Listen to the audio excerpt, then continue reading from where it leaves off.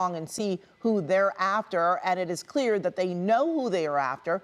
If you are just joining us, this is a murder suspect that they are after right now. This person was on side streets, now on the 110. Now on the 110, and listen to some more radio traffic. The car had stopped at one point, and there were people that got out of the car, and while they were on the traffic stop, I heard him on the radio say, he's gonna take off, and the driver did. And so now the driver took off, and it sounds like they asked some units to stay behind with whoever got out of the car originally. It's unclear if the driver is their suspect or potentially one of the passengers. I mean, the driver's the one that took off and ran, so you would kind of surmise that maybe the driver is the one that they're actually after. We're southbound on the 110 through the 105 there. That's the overpass that you're seeing as it comes through. We're also looking, so we have the license plate number, and the license plate returns to a Jeep. This is obviously not a Jeep. So in addition to the 187 issue, you also have potentially a stolen car or at least a plate that's on the wrong vehicle. So, I mean, that's lesser compared to the fact that they're chasing this guy for potential murder, as we are now southbound on the 110. South of the 105. And I can tell you that the watch commander that's in charge of this chase has authorized additional units to be in the chase because of the nature of the want. That's why we're seeing so many units. Last I heard, they had authorized at least 5 units and a supervisor to be involved in the chase. Plus, as Desmond was mentioning, we've got 2 air units overhead. I mean, this is a person that they really, really don't want to lose and don't want to lose eyes on. And you can just see we're really, really picking up speed now. Dez is doing a great job of catching up here, but we are still southbound on the 110.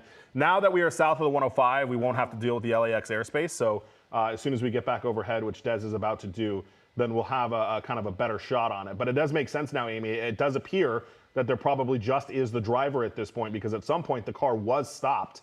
And it sounds like at least one person, we believe, got out of the car, and then you could hear the officer say, he's going to take off, he's going to take off.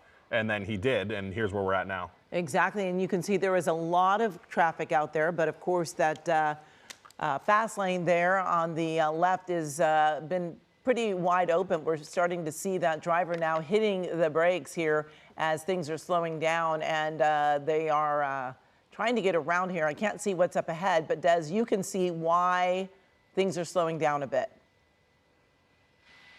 Yeah, so, okay, now that we're getting closer, we can put the speedometer back up here. It should be quite a bit more accurate as we get closer. He's not going 130. Let's just drop that for now. But I did want to mention that I'm pretty sure I heard that the suspect threw something out the window back on Main Street. You heard that too, Mike? Yeah, at 60th and Main, was that a weapon? Laundromat. Right. So, you know, and so many times that's, you know, something incriminating or a gun or a knife. They didn't say exactly what it is, but, you know, that's something very common that we see these suspects do. We'll see. Okay, now that we've got these flyover lanes ending here, we can keep up with it here. So now, yes, we are finally well clear of LAX's airspace. And, yeah, I mean, we are, you know, around 70, 80 miles an hour right now on this one after being on surface streets and circling that neighborhood for such a long time. So, wait a minute, what is the suspect's, you know, plan now? And we heard that it sounded like they wanted to try to get CHP engaged, and then I think I heard the watch commander or the sergeant say, you know, no, let's re-engage, let's stick with this one. And, you know, not too uncommon. Ooh, on the shoulder there. As we hit a little bit of traffic here, and let's see what this suspect does. I mean, we've seen so many risks being taken before on surface streets, and now as this drive's getting a little bit plugged up here with some afternoon traffic heading into the South Bay. He's not slowing down at all on the right-hand shoulder. We got the flyover lanes coming right here. So, yeah, this is an opportunity where a suspect could unwittingly spike strip themselves if they hit something that's in the center divider where all of the junk on our freeways gets swept towards. But, yeah, I mean, 75 miles an hour on the right-hand shoulder. We'll just, and look at, you know what, I do see some damage here. So we saw that wide shot back at 61st and Broadway where I thought there was a collision, and I'm pretty sure, you know, that's going to verify that there was. It was kind of minor. Yeah. So, you know, the people in the other car could be okay, but even from that long distance, it looked like a collision. So you really see the desperation of this suspect doing anything they can to get away here as we're just blasting along southbound 110, getting through Compton. And we will be down at the 405 here shortly, and we'll see what the suspect decides to do, if they're going to go towards the ports of LA or what. But they are booking it here on in the center divider, that's for sure. Yeah, and so often when we see them in the center divider like that, they will end up with a flat tire because there is so much junk on the roadway. There are metal pieces, all sorts of items that can actually puncture one of the tires. So we have seen that, but so far this driver moving right along in that shoulder there and keeping up with a lot of speed there. The driver was very reckless when he was on the surface streets, but it seems like, you know, besides being in that, you know, shoulder there, doesn't seem to be doing a lot of lane change and aggressive moves like we saw a little earlier, right, Mike? Right, yeah, and he is, I mean, and that is good. I mean, we're going much faster, but at least hopefully the risk is a little bit less. And I'm trying to listen right now. Yeah, okay, so they now are officially requesting CHP to take this over. Oh, okay. So I just heard that, and that might be why, I mean, aside from the fact that we're blazing 100 miles an hour down the freeway, but that may be why we're starting to not see as many LAPD units right behind it right now, because it does sound like they want CHP to take over. But as Desmond can attest to, we're going to run out of freeway soon. We're barreling down the southbound 110. It's going to dump us out into the San Pedro area, and if CHP doesn't get situated before it gets off the freeway, I don't know that they'll want to get it before it gets off the freeway. Now they are talking about kind of units that they've got. They've got six patrol car, two-person cars. Plus a supervisor. So you've got 7 LAPD units that are on the freeway. They're coming in. The good news, though, is we're coming into LAPD's Harbor Division. So we are coming into another division, even though we're well south of where this started, we are coming into another division where some of those harbor units can begin to try to help out Newton units. Because Newton units, I mean, Newton's basically half of downtown and half of south of the 10, and they are now well away from Newton Division totally. So Harbor Division units are being advised, and they are.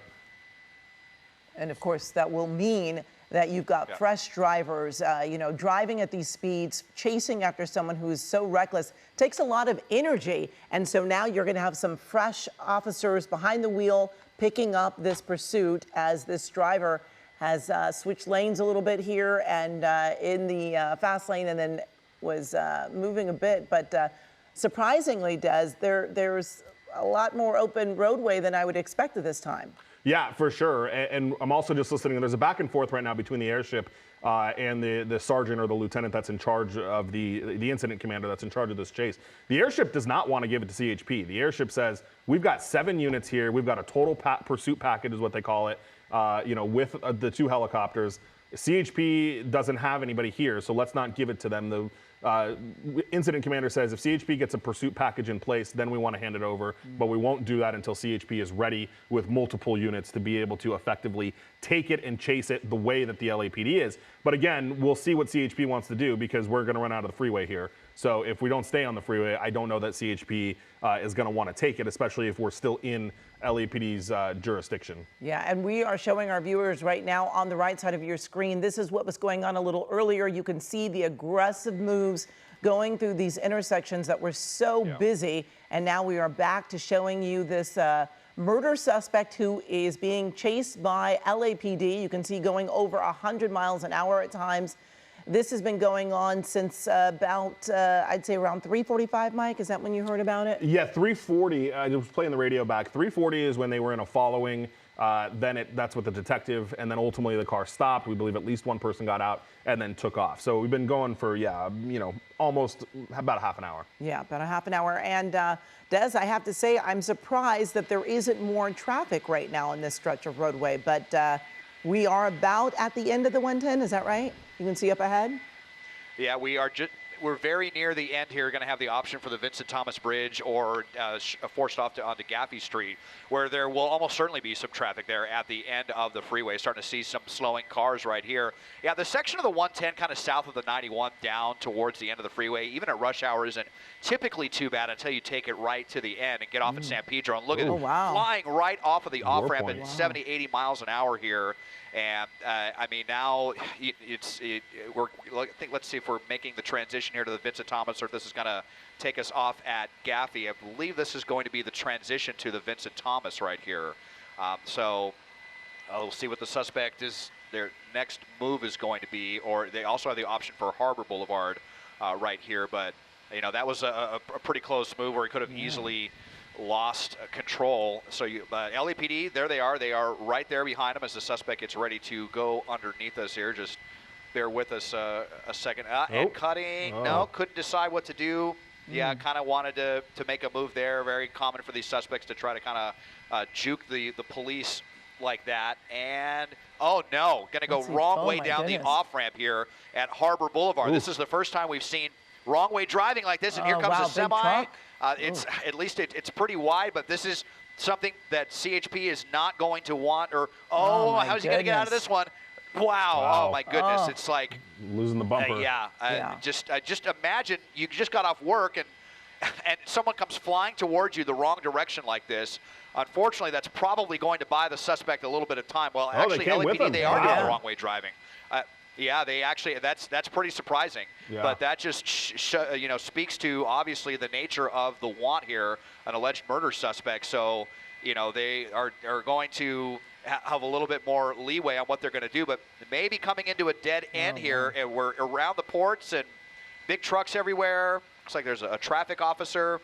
Let's see where this is going to take us, but this don't know if the suspect has any idea where they are, just kind of seeing where the roads lead him here, but could very easily get into a dead end here. Around the traffic what the next move. Well, actually, never mind. Actually managed to get back out of that and out to Pacific Avenue. So, boy, just really holding our breath up here with every move that this suspect is making now in San Pedro.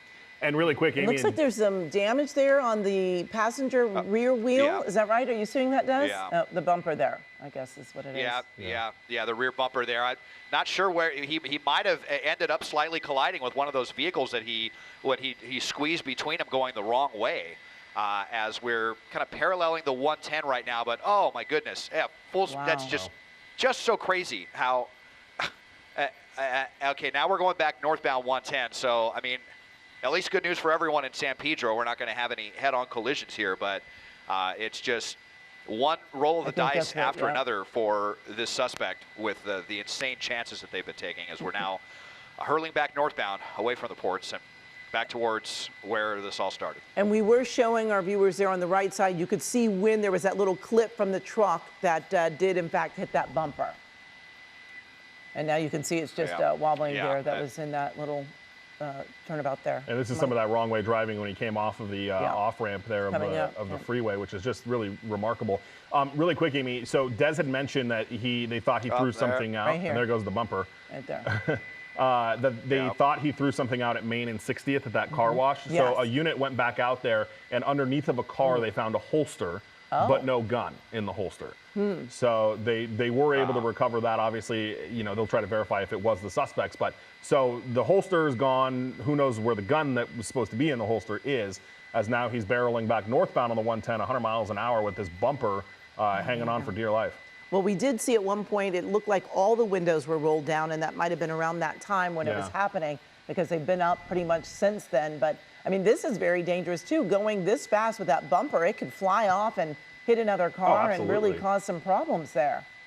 Yeah, definitely it could cause a crash. I mean, if that comes off and hits a windshield or bounces the right way or something, that would for certain be dangerous for the drivers that are behind this guy who is just going so incredibly fast. I mean, talk about somebody that is just desperate to get away.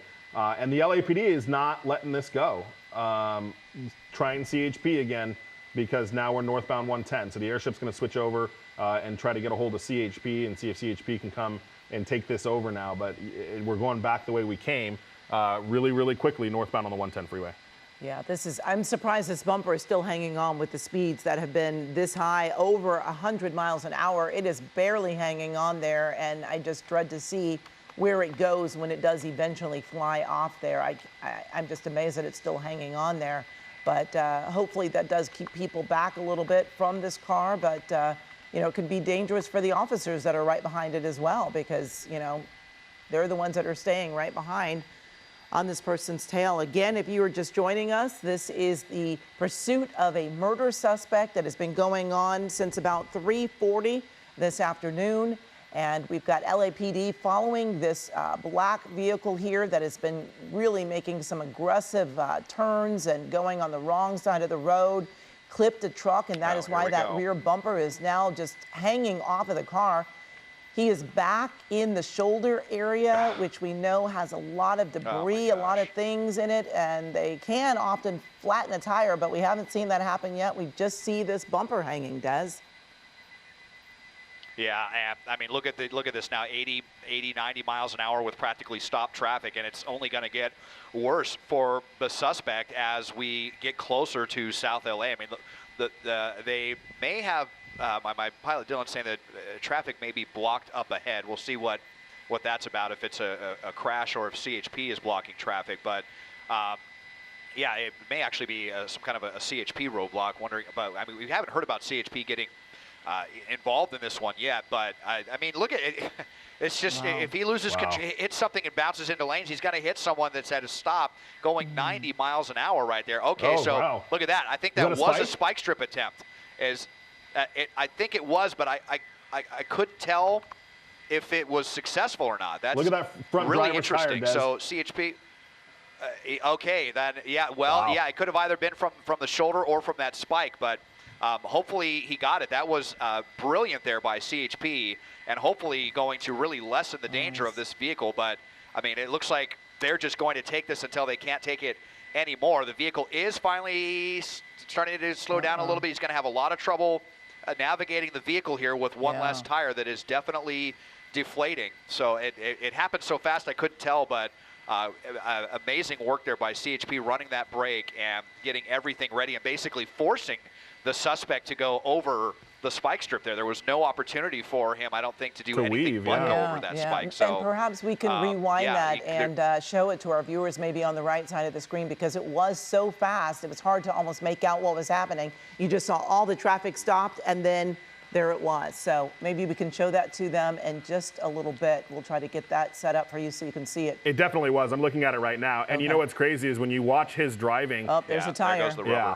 It's like he sees it. Yeah. He starts to hit the brakes and realizes he's got nowhere to go, and he goes right over the top of it. Yeah. And I wouldn't be surprised, Des, too, and I don't know, I mean, you know, we don't want to lose our shot here, but I wouldn't be surprised if he lost the other side tires as well, because he went over that pretty squarely. I wouldn't be surprised if all four, or at least the front two, hit that spike, because he hit Look it at pretty that tire direct. there. It's gone. Yeah, absolutely. And so, I mean, the suspect, I mean, look at now, it looks like the rim is starting to break the wheel well apart right here as well, or whatever rubber is left. Oh, this poor Toyota Corolla. Making a turn, but it's going to be very difficult for him. You can see, I don't think he's going to be physically capable of driving the way that he was earlier. No way. So that's at least, you know, some good news for everyone. And let's see how the suspect handles this. They still not giving any indication of giving this up, but I mean, the jig is definitely up on this, and it should just be a matter of time. Here is that if they're just going to kind of try to run the clock out on this one. I don't know if we got to it quite. Yeah, it was right at the beginning of the tape. I don't know if we can re-rack it and play it again, but it was quick. And what a move by CHP. I mean, using the traffic to their advantage to force him to the shoulder to set up a spike. I mean, that's really great thinking by those officers from CHP that were running that. Okay, here it is again. So watch and you'll see it's right after this tree. And then he starts to slow down. You'll see him kind of hit the brakes and realize there's nowhere to go right there. Yeah, right there. That's is. where he hits it. And you can see those officers standing out there, and it kind of coils back. So, I mean, that was really remarkable. Yes. And what a change it made to this chase. Well, this was a guy that was going 90, 100 miles an hour on the freeway, wild on the surface streets, and now we're at 22 miles an hour. Yes, but we do want to mention again that this is a murder suspect. And this person did throw out a holster, but could very well still have that gun. Right, which is you know, that's why we're not seeing pit maneuvers. I mean, the spike strip on the freeway was just remarkable and for so many different reasons, but not usually a tactic we would see with a homicide suspect. So, but now, I mean, you know, this guy's really got to understand and know that he is out of options. I mean, the car's falling apart. He cannot get the speeds that he was anywhere close to achieving before. I mean, we're at 18 miles an hour now, and you just kind of wonder what, you know, who knows what he's thinking, but he's got to know that this isn't going to last much longer, and with the car in this kind of shape, he's certainly not going to get away. No, he's just on that rim there, Des, that front driver's side rim. Yeah, and, you know, we might start to see some sparks here pretty soon. So, you know, I hope that they use that in the CHP Training Academy, well, really for all the authorities, the way that they were able to do that, because I mean, you think of, you know, they had to come and run that traffic break and haul, all that traffic back, and then get in front and throw the spike out. And it was brilliant too, because it was all happening so fast that the officer was really never in any danger. They were kind of, you know, being shielded by all of the other vehicles right there. And it's something that, you know, we would love to maybe see employed more often in these pursuits that just go on and on with very serious suspects that are driving like absolute lunatics like this one was. And look at how handicapped now the suspect's vehicle has become. Still trying to just kind of go as much as they can, but at some point the vehicle is going to give out. And I might have just heard that they're getting a canine ready as well, I think I just heard. So for when this is over, whenever it does finally end, you know, they're going to have everything lined up to take this person to handcuffs. Well, and you know, the suspect was none the wiser to that spike strip either, because to him it's like, oh great, traffic on the 110. Yep. You know what I mean? Like it wouldn't look to a normal person, it wouldn't look any different than a busy day on the freeway. And little did he know that they were setting him up to really take out and really disable this car pretty significantly. So, you know, LAPD is now probably making their moves of what they call post-pursuit tactics, which is, okay, how are we going to, with this guy, who's going to be lethal, who's going to be less lethal, if we're going to bring K9 in, how are we going to, you know, kind of handle all of this now that, you know, things have significantly calmed down. And thankfully so, because the public was really in danger throughout the course of this chase, especially when we were on surface streets, especially in San Pedro when he got really desperate, was wrong side of the freeway on the off-ramp and wrong side of the roadway. Again, here we are. This is from earlier on the right side of your screen. This is just some of the driving that we were seeing during all of this, cutting through the gas station there on the wrong side of the road and popping back out. And I got to give it to Newton. Newton Division was on his tail the whole time. There's another close call at Main and 43rd when he tried to cut off that car around a truck here at San Pedro and 43rd. I mean, just really, really intense driving with a lot of people on the road around a school bus here on 50th Street. I mean, just really, really dangerous stuff that has happened. And the fact that we've only swapped paint and lost a bumper is pretty remarkable for the way that this person has been driving. Exactly. And so often when we see pursuits and they're on a highway or a freeway, we say, well, they most likely won't be using a pit maneuver or spike strips. But now we know it can be done. They can manage to put out that spike strip when you've got a lot of traffic. And all too often we have a lot of traffic on our highways and freeways. Absolutely. And Des, I mean, I'd like your opinion on this too. I mean, spike strips on the freeway are rare, but such a coordinated effort to stop traffic, force the driver to the shoulder, and then do the spike strip, I don't know that I've ever seen that in a chase.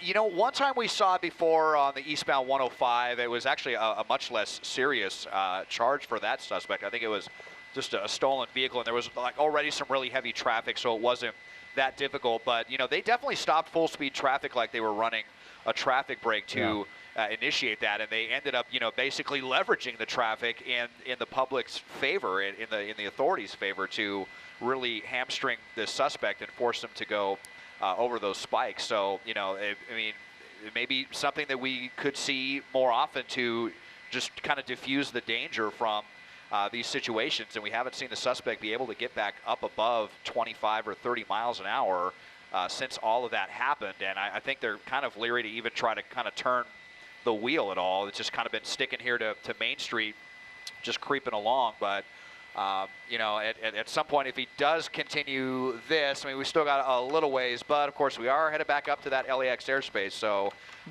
you know, we'll see if we're able to hopefully stick with this one.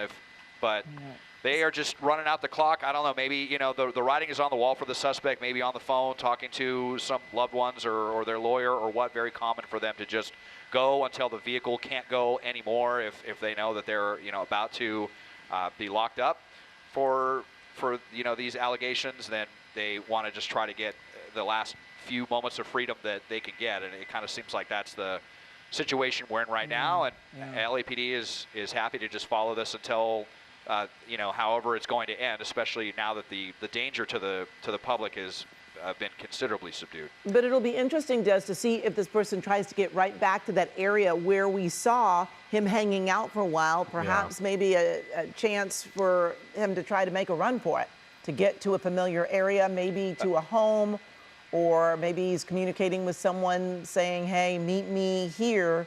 You know, we have certainly seen that as well.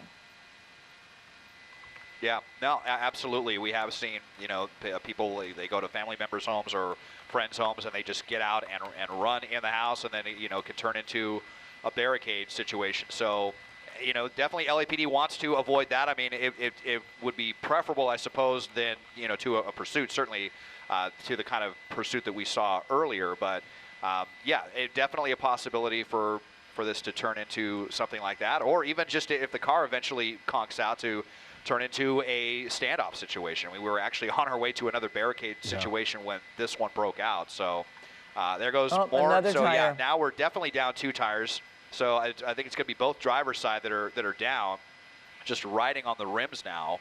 Wow. And it's really going to make it that much more difficult to handle this vehicle. It's got to be a terrible sound, metal on asphalt. It's got to be getting in there, probably just getting increasingly uncomfortable for the suspect. And yet it's like they're just kind of cruising along like none of this is happening. LAPD right back there. They'll be ready for the end. And then, you know, the question is, though, is this person still armed? We know that they found an empty holster.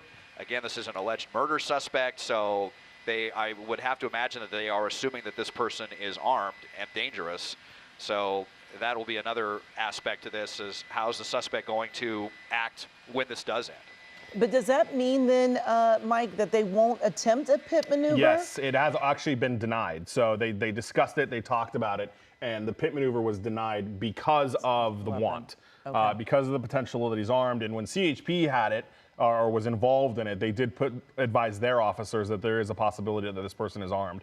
And because of the nature of the want, and because that it is, you know, potentially armed suspect, the pit maneuver was denied for those officers who had requested it, because they do have, I mean, all of LAPD's officers are pit trained, so certainly any one of them could have done it if that was approved. But the watch commander said nope, or the incident commander said nope, let's just let this kind of play out. And especially, I mean, when we're looking at speeds, you know, significantly slower than what we were talking about. I mean, at this point, we're looking at like 15, 20 miles an hour here. I mean, this is not anything, you know, to write home about at this point. And he's still trying, though. I mean, he's still going to go through that red light and through that intersection here. But, you know, at least it's not like a bullet coming through the roadway now. Exactly. And this looks more like an industrial area. We don't have as many people out on the streets walking around. You don't have as many of those intersections, and you don't have those tight streets that we were seeing earlier when he was going at those really high rates of speed. But this is still a situation that could be very dangerous if, in fact, this person is armed. And we've seen a lot of desperation from this person who just refused to stop or even slow down at times. And there was no telling what this person will do in an effort to stay free. So we're just watching. And is this really, I'm not Main and Spring Street in Compton, so this is more industrial. Yeah, I was actually just looking ahead there. I had a view of it, and it is almost all, you know, industrial commercial area here right now, and remarkably quiet, even though it's the time of the afternoon where everyone is getting off work. There are almost no vehicles on Main Street right now, and it doesn't appear that it's because authorities are holding people back. I mean, you can see the intersections are open. There's just not a lot of traffic in this area. If we continue northbound, though, into South LA, that's going to be the more residential section of Main Street. That's where things are definitely going to get a lot more complicated, and you could potentially have a lot of people in harm's way when this does eventually end. But, you know, you see the suspect doing this, they're really endangering themselves now more than anybody else. I mean, looking at, you know, possibly getting T-boned right here. If someone's not paying attention, I mean, look at that. You know, like they're not paying attention, or they're fiddling with their radio or something, or their phone, and then boom, you know, this guy's going to get smacked on the driver's side. So much more, you know, like in danger for themselves than anyone else. So, I mean, it wouldn't be pleasant to get hit by a vehicle going 25 miles an hour, but it should be something that, you know, if an innocent person was hit, they would at least be able to walk away from. But we are just still cruising along here, wondering how much longer. I mean, at some point, the rim is probably going to get ground down to the brake caliper, and we're going to start to see a lot of sparks, and then that will hopefully be the end of it. But we've seen so many of these just go on and on rims, a pretty remarkable thing. And let's just look at those back tires, because they still look like they're inflated, at least the driver's side. We haven't seen the other side yet, but even just with 2 tires, it's getting enough grip on the roadway to keep going on the rims, and we just continue to run out the clock as we're northbound on Main, almost back into South LA. And almost back into the Bravo. We're going to run back into that issue where if he gets north of the 105 Yeah. here on Main, we'll be back in the LAX airspace, which would be problematic. Yeah, but to piggyback on what Yeah. Des was saying, I was just thinking the same thing about how well this car is handling on the rims of the two front wheels, I guess is what I should say. There's no tire there. And with that bumper, as you were talking about earlier, Des, it must be so loud with him on those rims. You've got the rim noise and you've got that bumper dragging in the back. I mean, it's definitely a noisy ride, but not enough of an irritant to make him stop at this point. But again, we're at 4:34. This has been going on since about 3:40. Officers are in pursuit of a murder suspect. There were other people in the car at one point. This person did let those others out. We don't know how many, but then kept going, refusing to stop, has been driving very recklessly. Officers did manage to put out a spike strip on the 110, and the driver went right over it, could not avoid it. Now it is on the two rims of the front of this car, and you also see that rear bumper just hanging on the car. That was when this driver was going the wrong way on a ramp and clipped a truck, and that then knocked the bumper off, but it is still hanging on, and this driver is still able to control this car. Yeah, and here we go again, just cruising through another intersection, but ever so slowly as we just kind of been hanging out here at 25-ish, 30-ish miles an hour. And yeah, the vehicle is going to handle okay, I suppose, in a straight line, but if they try to turn the wheel, they could very easily lose control because it's not going to have any traction there, metal on asphalt, although this is a front-wheel drive car. Pretty sure, shout out to my car buddy who let me know, believes this is a base model Corolla and not the sportier version of the vehicle. So it should be a front-wheel drive car, which is part of the reason why this car is still able to go. But yeah, we're going to be crossing underneath the 105, and it's just kind of up to the suspect now at this point on how much longer they want to keep this going, how much longer they want to run out the clock, and whatever phone calls they've got to get in, or yes, it's frustrating for authorities, but at the same time, they would, obviously take this any day over the way it was a half hour ago. Exactly. So dangerous at speeds over 100 miles an hour. Really aggressive driving, zigging and zagging in and out of traffic. So many close calls that we witnessed there. And unfortunately, now this person has gotten into more of a residential area, more businesses on going around, more traffic. Does not seem to be, dismayed at all by what's going on. We're showing you again here on the right side of your screen some of that aggressive driving that he was doing a little earlier. You see there out of that gas station, squeezing between the traffic, and then a very close call there with that red vehicle. And then another close call, just very aggressive, and really, really doing anything that he could to avoid being stopped by these officers. We've been seeing so much desperation here. Again, this is someone who is wanted for murder. That is all we know about the suspect. We don't know exactly about the case or that murder. Again, we're showing you some of that aggressive driving that was made, and this is about near the time when I believe he loses that bumper very soon in this time. But we're watching also on the left side of your screen. There it is right there, that bumper getting clipped right there. On the right side of your screen, on the left side, we watch as this driver continues on the two front rims and a rear bumper just hanging on, going through yet another intersection. But it looks like he had the green light at this one, Des. Yeah, I was lucky on that one. Imperial Highway is almost like a miniature freeway at this time of the afternoon. So, yeah, they got lucky. I think they had the green light on that one. But now we're getting into an area where there are people out here that are probably just seeing this vehicle, kind of coming along, making this horrible sound like nails on a chalkboard, and this bumper going on, and it's probably to some of the passerbys, kind of a humorous situation, like, what is this guy doing?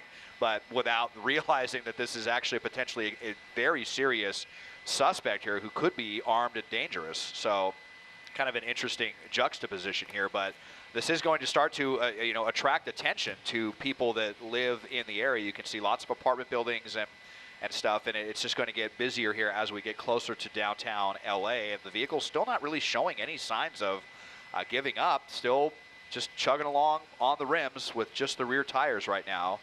Just kind of widen out here. As you can see, our shot is getting a little bit farther because we are back into LAX's airspace, and until LAPD's helicopters are no longer overhead, we'll have to cede the airspace to them. We've got, jets coming down, landing at 1,000 or so feet, and so obviously LAPD has the priority on that. But if this does continue, at some point we'll be able to transition along the 110 and go to the other side of it. So we're going to maintain this shot for now, and as it gets probably about another mile or so, we'll make that decision.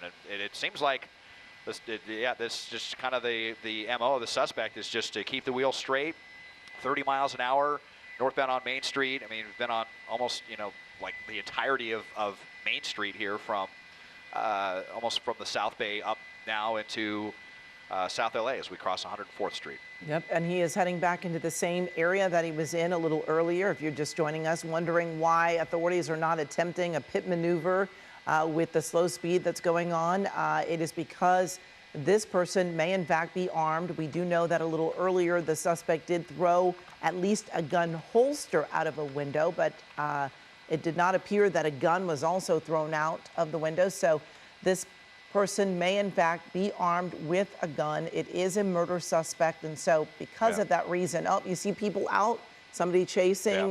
Maybe it looks like he was trying to get some pictures or video with his cell phone there. Something that, of course, law enforcement does not want you to do. No, and the longer these go on at these slow speeds, the more of that, unfortunately, we're likely to see. It just kind of turns into a circus. We've already seen 3 or 4 people out here wanting to get a glimpse of this. Here comes another one coming out. And again, the vehicle is making a very loud sound. People can hear it coming.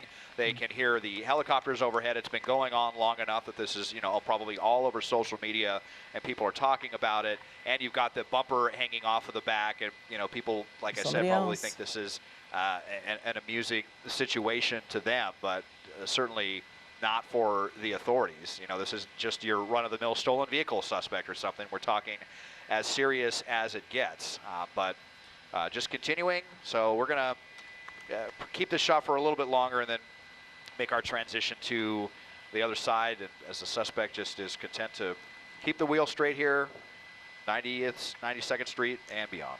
And what has surprised me, Des, is that for the most part, this person's going straight, but there have been a couple of little turns to get around traffic and cars, and he seems to really be controlling the vehicle quite well on those 2 front rims and with that bumper hanging in the back. I mean, they're not aggressive turns by any means, but he has been able to, make slight turns to get around cars, other cars out there, and seems to be controlling the vehicle with no problem. Yeah, just kind of barely veering the steering wheel to one side or the other to get over about a lane's distance, and kind of doing it slowly to get around without, anything, without completely losing traction here. So, yeah, pretty interesting how long this has continued as it continues to get further away from us at slower speeds, but now we're getting a great view of all of the LAPD units that are in this and are ready for the end of this. Maybe a K9 unit in there as well as the 2 helicopters, and really, all thanks to the coordination with the CHP and that brilliant spike strip that we saw earlier. All right, now trying to get around the traffic, and again, fortunately for him, he didn't have the cross traffic there. He kind of had the protected left-hand turns and was able to get through that at Manchester, another very, very busy intersection. We have plenty of other busy intersections where the suspect's going to have to get pretty lucky to get through without stopping the vehicle the way that they have. But it is pretty surprising how light the traffic is in this section of South LA. And my pilot Dylan, and talking to LAX now, we're going to get ready to make the transition to get to the north side of this pursuit. Yes, and Mike, you were talking a little earlier about how many cruisers were being used in this because of the want for the suspect, the want of murder. Yeah, and they had, excuse me, and we can try to count them now, but they had gotten approval for 5 what they call A cars, which A cars are 2-person 2 officer units. They're your normal patrol cars, plus a supervisor for a total of 6 cars. So they are well staffed and ready to go. It's called a pursuit package, is what they call when they get it all kind of situated and organized here. Now, their other option is if for some reason they don't want to wait for this guy to just kind of give up, then what they are also able to do, which we have seen them do in the past, is have Metro come in. Metropolitan Division, which we've seen them come in with armored vehicles and essentially bring this to an end by boxing that suspect in and just saying enough is enough. We're not going to continue to chase you. It's a risk that patrol's not going to take because it's a murder suspect, but something certainly if they've got those armored vehicles, they bring those in and they box them in. I've seen that happen maybe a couple of times during pursuits with the LAPD. So it just depends on what LAPD is interested in doing, what the incident commander is kind of willing to tolerate, and how long they want to let this go on. At this point, though, I would say because of the speeds and because we are significantly slowed, he's not blowing. I mean, he's still going through red lights and stuff, but at a much slower speed than we were. Yes. They may be content to just kind of let this go. Now, the thing that would make, if I was in charge of this pursuit, the thing that would make me slightly nervous is that he's trying clearly to get back to where this started. And he's been on the phone. We've seen it through the window. So is he trying to coordinate somebody with someone back up where he is familiar with the neighborhood and back up where this chase started? So that would be the only thing that, maybe the LAPD doesn't want to allow. They don't want to let him get back into a friendly area or a friendly neighborhood where potentially somebody could help him. But short of bringing in Metro with armored units, it doesn't appear that patrol is comfortable enough to do this because of the want and because of the seriousness. Desmond's getting repositioned, as we've told you. We are on the LAX approach here, so we are having to transition north through the 110, and of course, he just made a westbound turn. Just as Des is trying to get up and we were kind of counting on a solid north all the way through the airspace, he unfortunately has made a westbound turn on us, which is going to make things very, very difficult for Des and Dylan, who are doing a really great job trying to follow this through this really, frustrating airspace through the LAX, but it's for safety reasons, and that's the reason why we have to let, all of the people that are involved in this, the agencies, just, have the space, because certainly it's important for their safety. There's the cars. Des is looking at Broadway and 71st. Des, he's still going westbound? I'm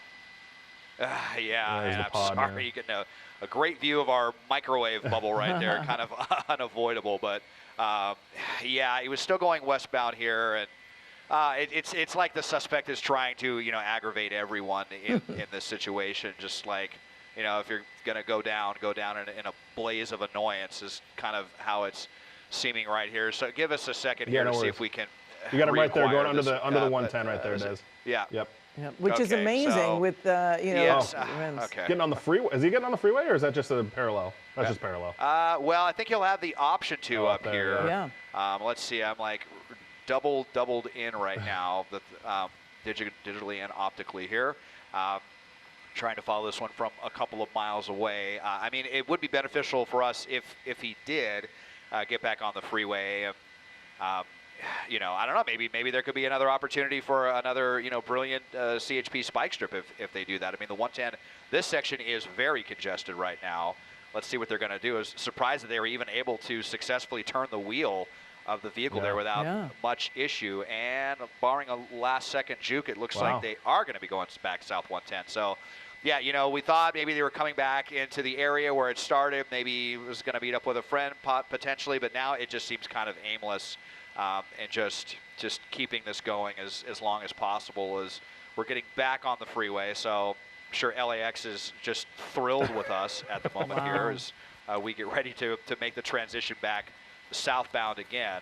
And let's see if they even attempt to get into lanes or they're just going to keep it on the right-hand shoulder. But, boy, if traffic wasn't already bad enough on the 110, bad news for everybody here. Hey, it is about to get quite a bit worse. Hey, Des, real quick, the unit in the end of the chase, and if you can see it, there's a black Audi that is apparently following the pursuit and has there. So see it? It's that one that I think it's making that getting over.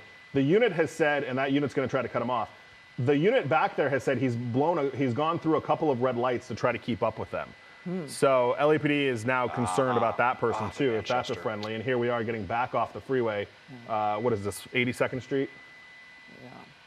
Yeah, well, let's keep an eye on that vehicle right there, the one you can see that is paralleling, and are they trying to kind of creep behind? Indeed, and Yep. you know, this is something we've been seeing a lot more recently with the getaway cars, the kind of Mission Impossible style, Yep. you know, ditch the car underneath the freeway and have my friend come pick me up, you know, when the helicopter can't see it. And we have been seeing just, you know, I hate to say professional type maneuvers, but just, you know, diabolical and effective. So that's very interesting now, seeing if there's another vehicle kind of hanging around in this. And, you know, an Audi is, you know, automatically a more capable vehicle than this one would be anyway, certainly with all 4 tires engaged as well. But now just kind of hanging around here, 84th and or eastbound Manchester now at this point. So this is it's really like a tough call for us. Do we watch it from here or go to the other side and aggravate LAX, and only for him to kind of go back northbound? He's kind of right in the center of the space right now, so we're doing the best we can to bring this to you, but particularly difficult at the moment. Yeah, you know, it was only about maybe a week and a half or so ago that we watched the pursuit in the noon hour, in which there was another car following the pursuit, and the suspect and that additional car actually wedged in one of the cruisers. And a woman got out of the car and knocked on the window and said something to the officer. We did not know what, but it was very interesting to see. And now to see another car following a pursuit like this, it just really makes you wonder, because I do believe that suspect did jump in that red car of that woman who had jumped out and was following it and managed to get away. Yeah, that was that theft suspect out of Bell, or out of somewhere in the San Gabriel Valley, I think. And yeah, they were chasing it. And they did that weird kind of ring around the rosy in the intersection here. But yeah, I mean, that has become, and I would say within the last maybe year or so, that has become really common that these pursuit suspects are getting people to pick them up or wait for them or try to coordinate something with somebody. So, you know, if this person has been on the phone, which we kind of think that he has, I mean, he's had obviously, sorry, just listening to some. Plenty of time to be communicating with people, and we're watching, and those cruisers are very close. You wonder if they're thinking perhaps they're going to try to do something like that and slip out of the car and slip into another. But at this rate, the way that they are right behind this car, doesn't seem like it would even be possible. Just slightly. Yeah, and right now you're right, and there's you know, cops everywhere. I mean, short of the whatever friend gets ahead of them and literally just runs out and runs in. I mean, you're not going to do that slyly. You're not going to trick anybody, but it would give them the opportunity to be in a more capable car if they did that. I can also tell you, Amy, that we are coming back to where the pursuit started. It sounds like the pursuit started somewhere between 30th and 40th in Maine, and now they are asking for units to go be in that area where this chase started, in case this person tries to run from, you know, if 30th in Maine or 40th in Maine is their home, or they know somebody that lives there or what have you. They want units to be in that area just in case this guy tries to make a run for it or something, back where this whole thing started. Yes, and if you are just joining us, this is the pursuit of a murder suspect. It began around 3:40 this afternoon. There were other people in the car, at least one other person that did get out of the car. We don't know if there's anyone else in the car. It appears that it's just one driver that is accused of murder. At one point, this driver did throw a gun holster out of the window, but no weapon was found in that holster or also thrown out. So law enforcement is acting as though this person could still be armed. That is why there has been no pit maneuver. They did, in fact, put out a spike strip.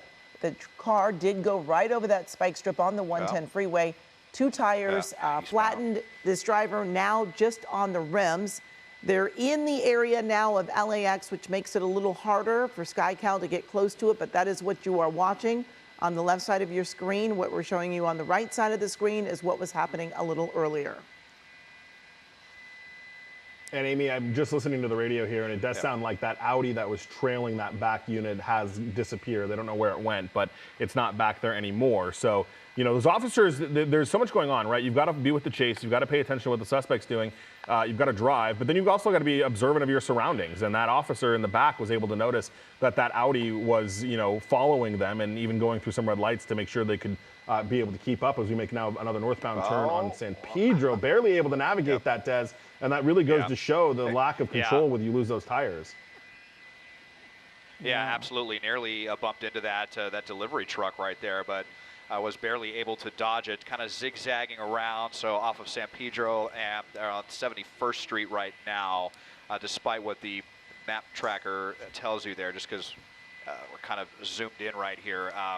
So yeah, I have to wonder though if that vehicle was involved, if they're still on the phone and maybe trying to kind of coordinate, hey, I'm over here, like meet me over here, and then it's a lot of units have got to be kind of privy to what's going on, and I wonder if this is with what we've been seeing lately, if LAPD is going to have to kind of adjust their tactics for some of these pursuits for these suspects that are willing to do this. And so coming back out here onto Avalon Boulevard, another busy street here at Florence, going to try to go through and could easily get taken out here, but manages to make it again there, even across that red light. But yeah, so there's a lot of other units that are in the area here, we know, kind of posted up, probably kind of paralleling this on other surface streets, and they have a lot more that they're going to have to keep tabs on if they have to worry about other vehicles potentially trying to come and get involved in this. Very, very suspicious by that Audi, and we'll definitely be looking to see if that vehicle pops back into the scene here somewhere, and how LAPD will handle that. And this is a murder suspect. The tires have been blown out from a spike strip, and you see plenty of LAPD chasing this suspect right back in the area where they were a little earlier.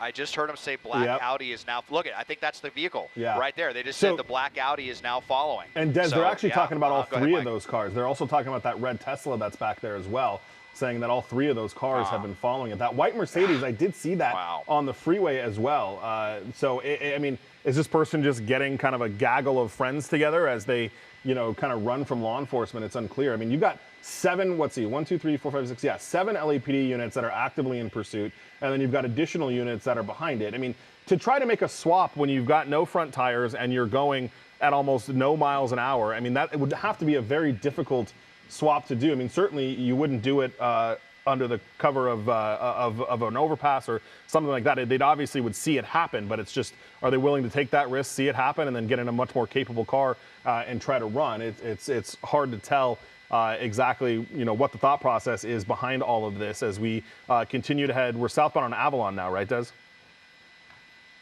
Yeah, it's still southbound on Avalon, and because of the nature of this, you would think, well, why doesn't LAPD, try to kind of head them off and get in front? Well, they don't want to get in front if they think that this person could potentially have a gun in the car, or they need to kind of stay behind the vehicle. They could kind of position other units, like I said, parallel on, the streets to the east and west, kind of be parallel with the pursuit and try to head anything off. But they're not going to be getting directly in front of this suspect here, as I think we're probably going to have to make the decision to go back southbound here. Let's see what they do here once we get through Manchester, and then we'll probably get back with LAX to transition back to the southbound side of the 110. Which has really just been problematic for us throughout the course of this chase, because he has been in and out of the LAX airspace. Now, as we're making, was he going to make a westbound turn here?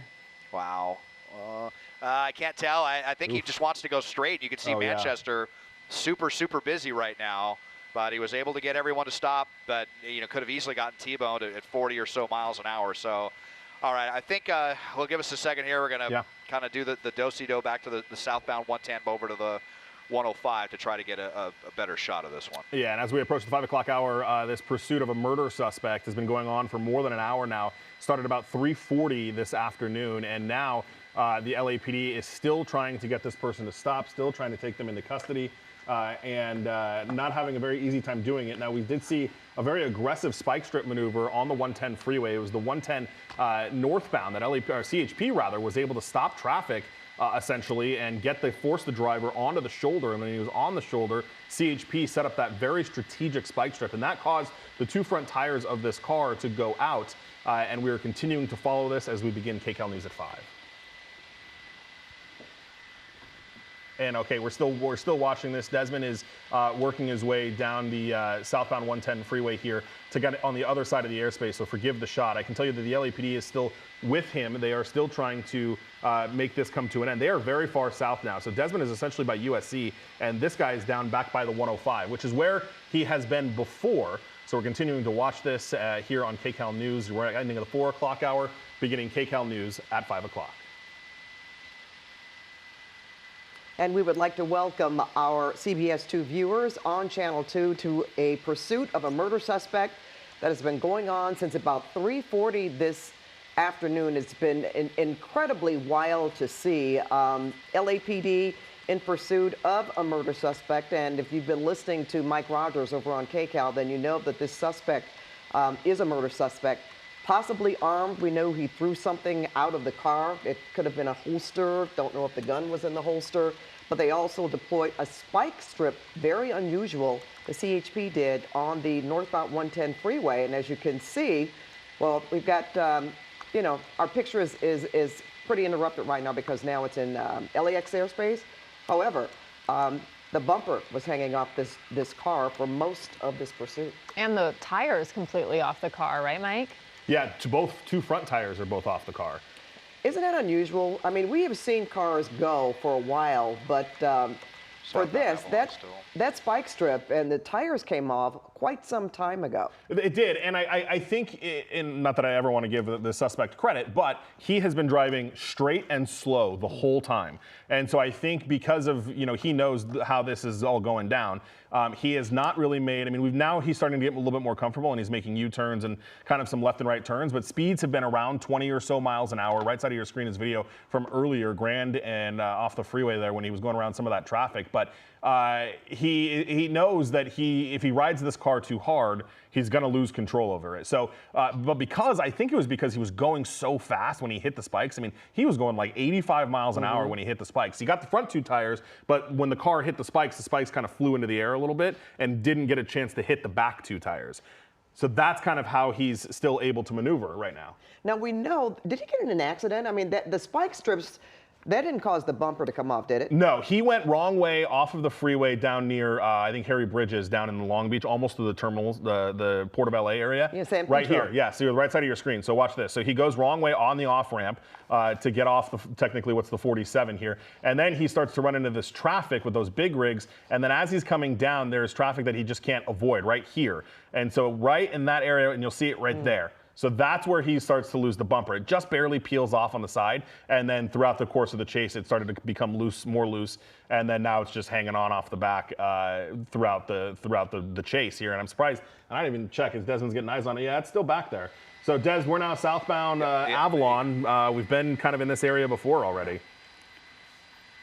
Yep, yeah, and I heard them talking about more spike strips actually, even saying spike strips are set. So, you know, LAPD is definitely beginning to lose a little bit of patience. And I think they mentioned that Audi, you know, another time. And you wonder, you know, if they're going to just straight up try to bring in another unit to pull that vehicle over. Because that is extremely problematic. And here are the spike strips right there. Right there. Let's see what he does. Okay.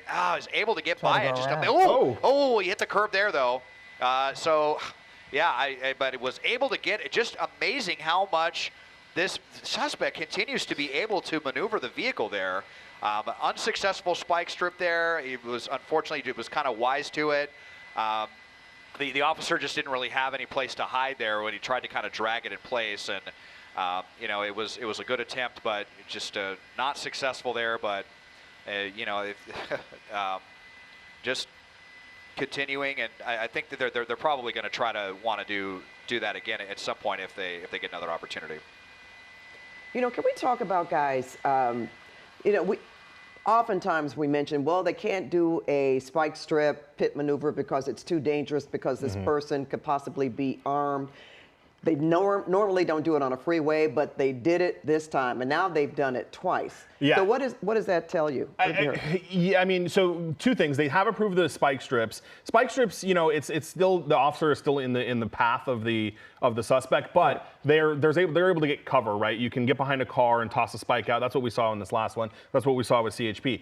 Pit maneuver, though, was denied. Because of the nature of the want in the suspect, they did deny the pit maneuver, because in that situation, you flip the guy around and he's directly facing those officers, and it puts them in a tough situation. So LAPD, I think, is just calculating what they need to do to try to bring this to an end. And in this situation, after a very long time of this kind of driving, they allowed the spike strip attempt. Now, I don't know if that's because they kind of thought this car would give out by now. I certainly did, but it's still going. So maybe the incident commander was just kind of waiting for this to see if the car would give out and they could bring it to an end that way. And when that hasn't happened, now they're after the back tires to try to bring it to an end that way, which we've talked about before. Trying to spike back tires when you've already lost the front tires is difficult because the spike doesn't always go the way it needs to go. Sometimes it gets caught in those front rims and just kind of spins up in the rims and never makes it to the back tires. So it can be difficult when you're trying to spike just back tires, but obviously they're going to give it a shot. The problem is going slow. He can see it and try to get around it.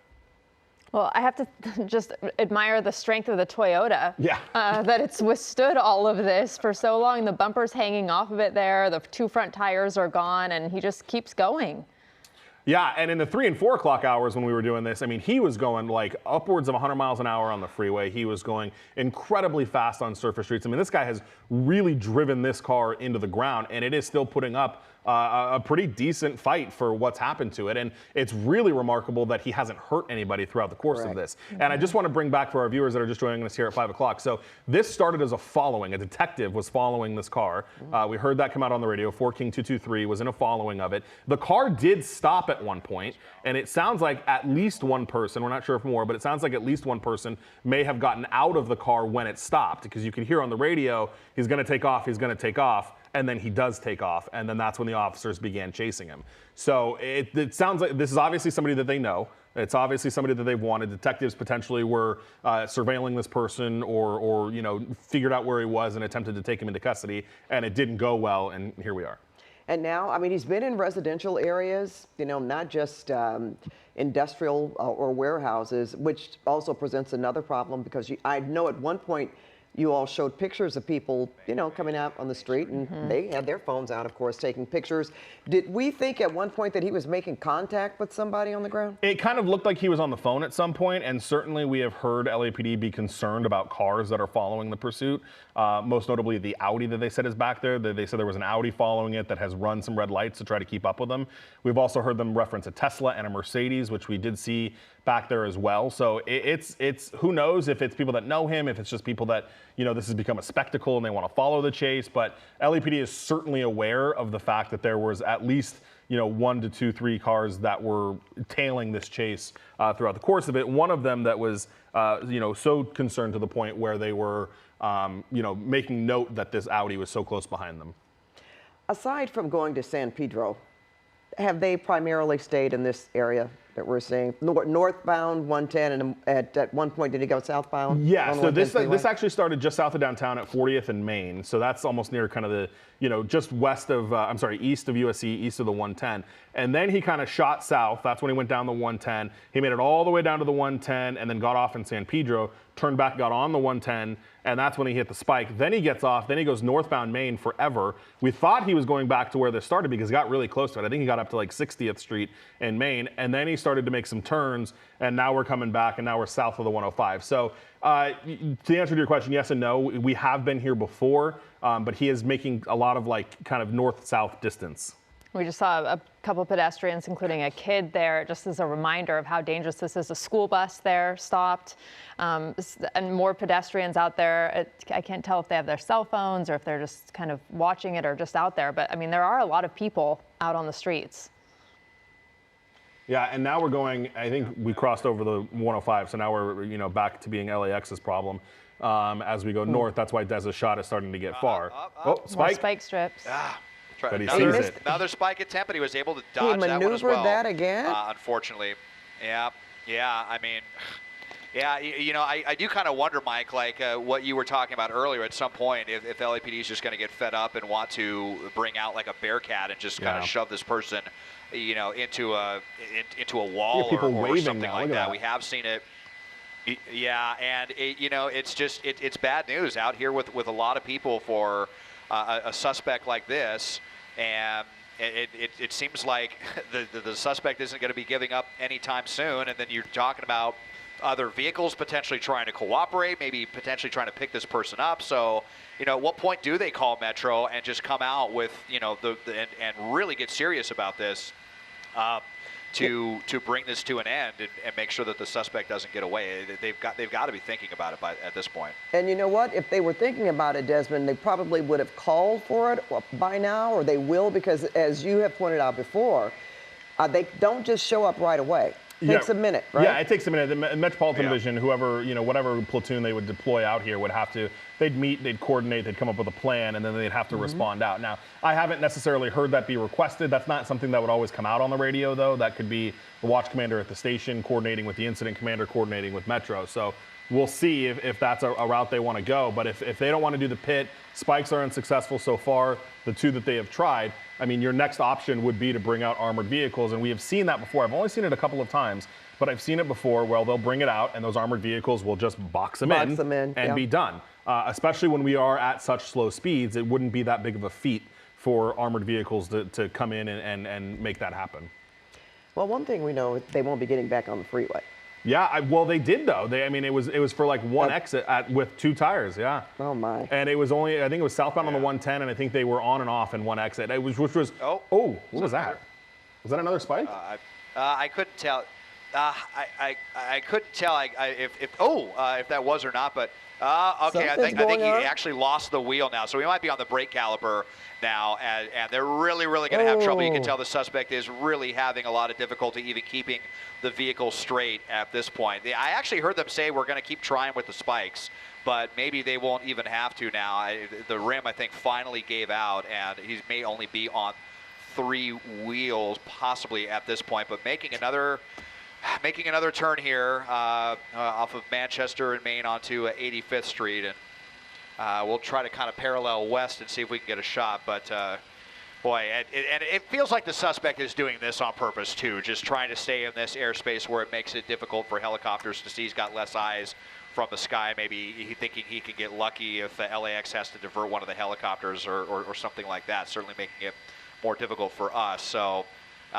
It seems to be pretty deliberate what the suspect is doing. They're calling out the suspect's description now at this point if they do try to get out and run. But well, you know what, Des? Hopefully, northbound Broadway. Hopefully, they are staying on this vehicle. They're staying on this driver, as opposed to, we know they keep up with the helicopter overhead, and sometimes relinquish giving up behind the vehicle. But hopefully, this time they're going to stay with him, considering what's happened here. And considering what they're wanted for. Yeah. Yeah, okay, so really quickly, I'm just listening to the unit on the ground and I'm playing back the video. Somebody threw something at the suspect car.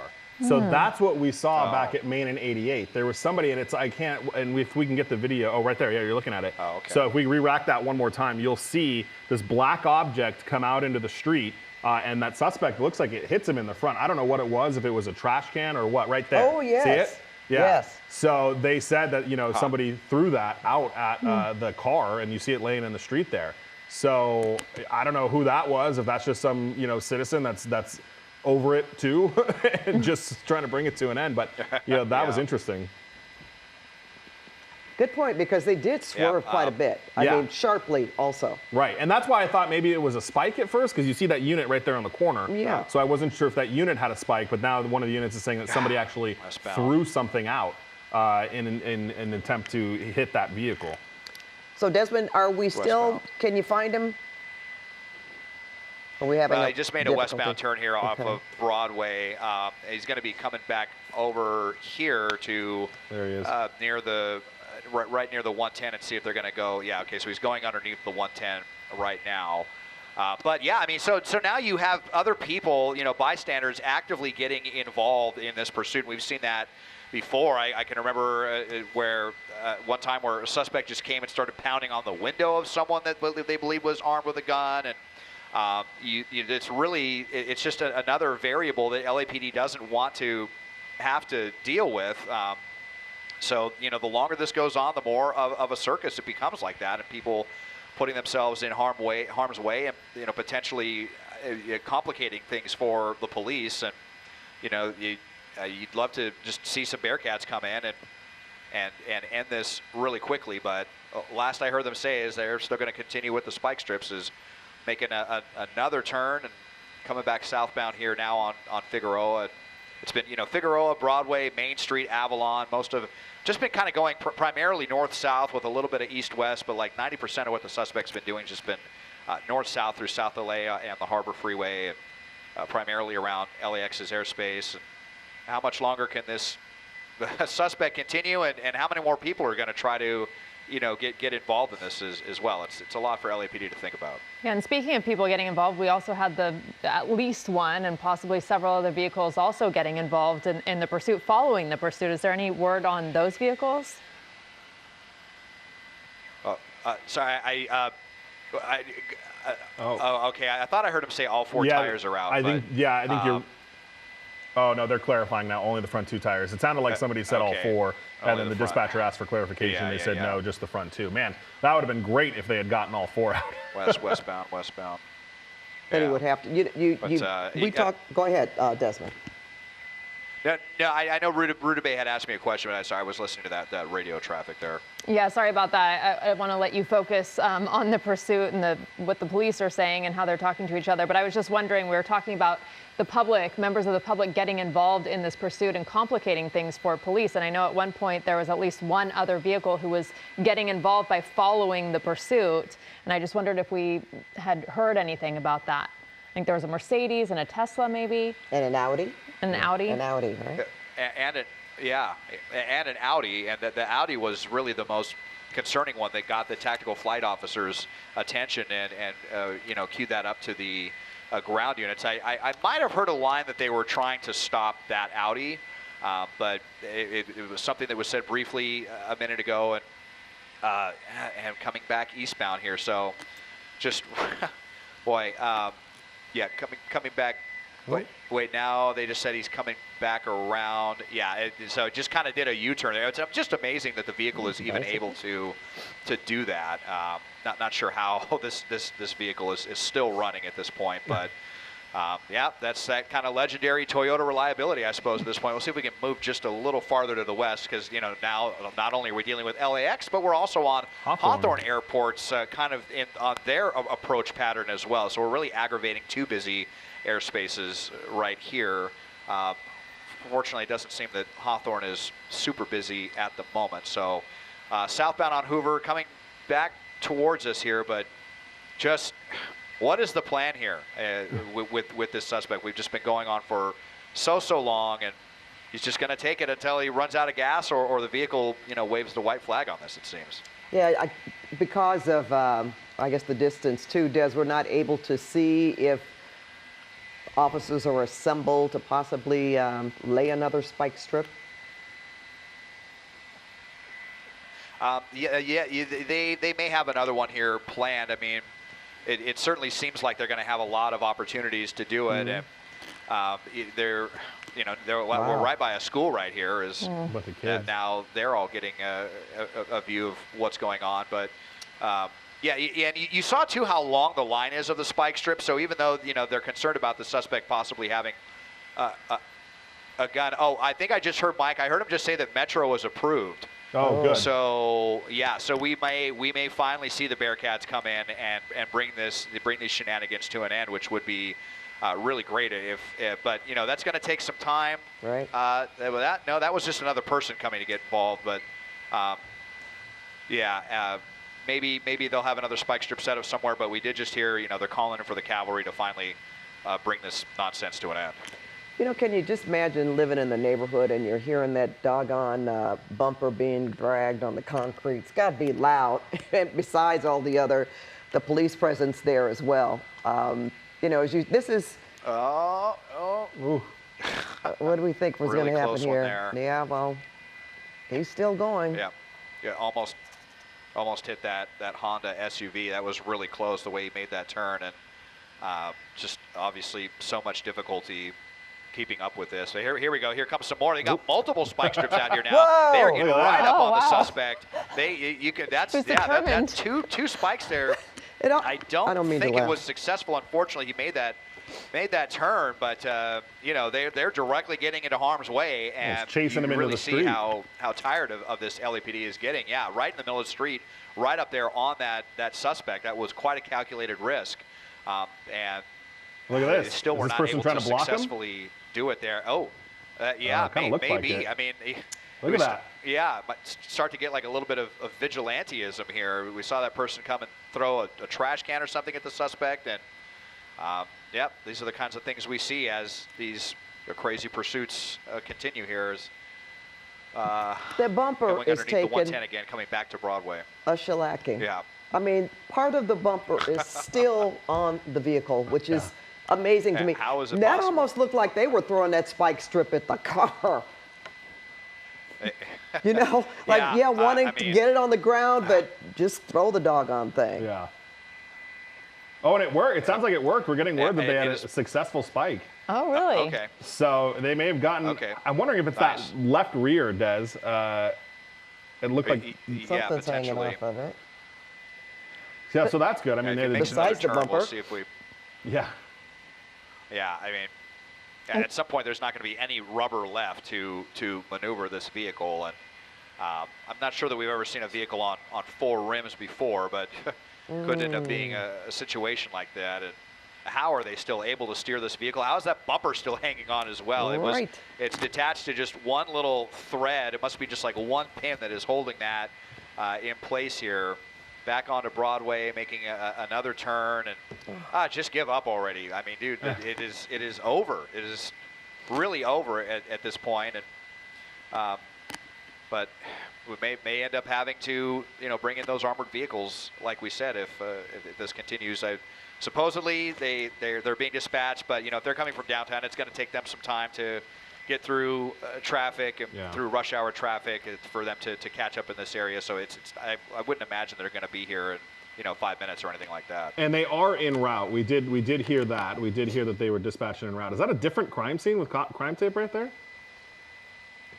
Yeah, I think so. I see. Yeah, maybe just completely. Suspect is now boxed in. They said we lost the. I didn't hear the cross streets, but they said he's boxed in somewhere.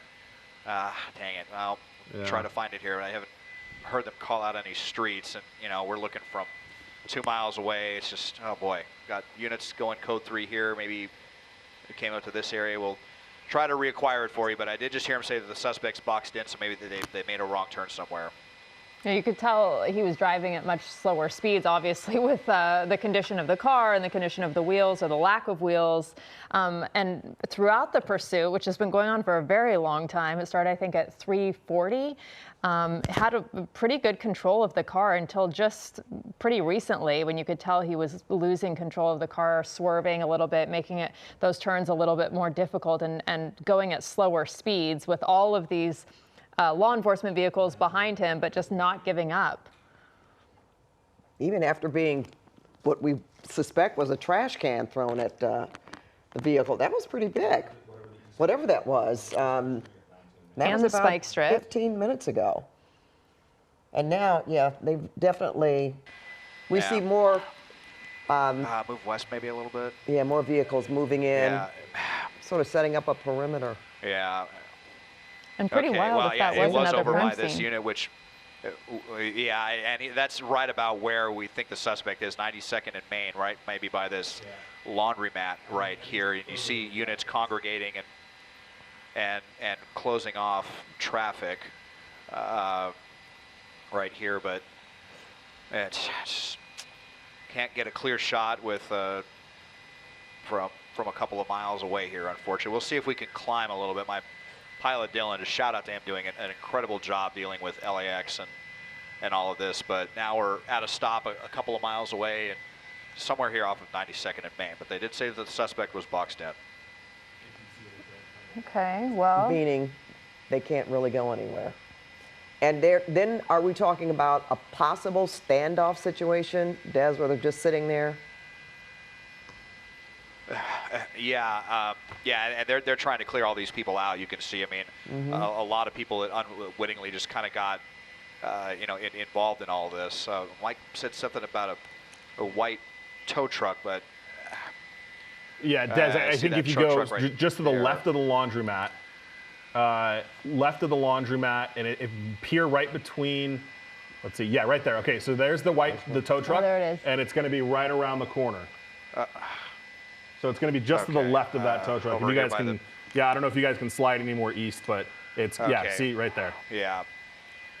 Okay, we see him A lot of the officers out of their here vehicles. at gunpoint. Yeah, and right in front of an apartment complex, several apartment complexes, and And there's the car, we can see yeah. the officers with their guns drawn here. We'll see if we can. Yeah, and looks like the door is open. Yeah. So hopefully some good news here that they're cooperating. Right We're seeing there. if we can just kind of move around. But this is right almost in the middle of the airspace here, and trying to navigate with the other choppers and looking for more than a mile away. But yeah, we'll see if maybe we just go a little farther to the east. Okay, there we go. We've got, Hands up. it's probably the best view we're going to get of the suspect, finally out here with their hands up. And Wow. yeah, it's kind of just what we thought. After all this, all the charade of the north-south, and here they go, taking them now into custody here finally off of 92nd and Main. And code 4 they just called after that marathon pursuit, as aggravating to us and the authorities as possible all around LAX's airspace. We've got them in handcuffs here from over a mile away. And they didn't need Metro. Yeah. They thought, it looks like. Yeah. What would you say, guys, that they boxed him in and he knew he had nowhere else to go, so he just got out of the car, just got out of the vehicle? Yeah, and I got to go back and Yeah, look I because. think go ahead, Des, Go ahead, sorry. Mike. No, I'm not sure if he collided with something, or if the vehicle was finally overheating or what. But they got another spike with the last aggressive one that we saw. So the vehicle may have just finally given up, and the jig was up. Well, kudos to law enforcement for laying those spike strips on more than one occasions, and did make contact, and eventually the driver had really nowhere else to go, and the car couldn't go on much further. And there were a lot of people in danger while this was I don't know, happening. hold on. I kept Saw thinking one about those over. students that we passed, Yeah. or that they passed by as we were looking at the video of them going by the school, and other residents, and some getting involved, as we say. And Yeah. to your point, Ruta Bay, Toyota. It's craftsmanship. Yep. Yep, code 4 here, one suspect in custody, and LAPD will be reopening these streets, and finally the danger over to everyone, and to the suspect themselves, who could have got T-boned any number of times going through those intersections. So 92nd and Main, where it comes to an end with a peaceful surrender, insane pursuit, and a peaceful ending, guys. All right, thank you so much, Desmond. And we want to invite our KCAL viewers to enjoy regular programming at this time, but we continue here on CBS LA on Channel 2.